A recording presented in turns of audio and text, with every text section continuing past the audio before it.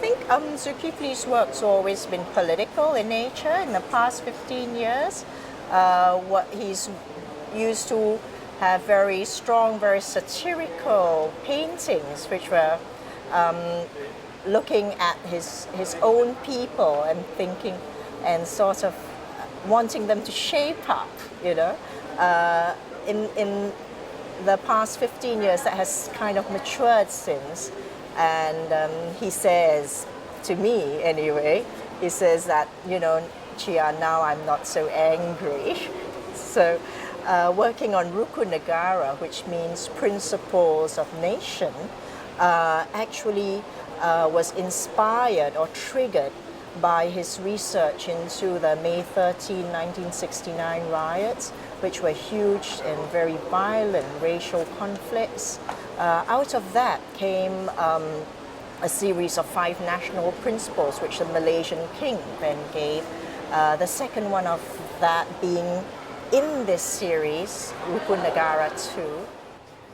In that, Zulkifli is talking about the idea of patriotism, and he sees it not just as a sort of thing, oh, you've got to be good and obedient, but where does this come from?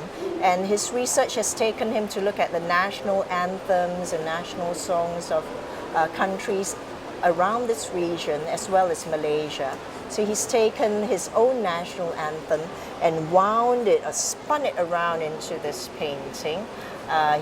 In the other painting, he's also included Singapore, Vietnam, Thailand, and excerpts from these national anthems, and looking at it, and the circular going around is like the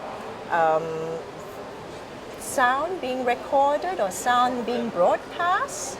So you get all these orbs here, and it's as if you're playing an old record in a way, but at the same time you're playing the voices of the people.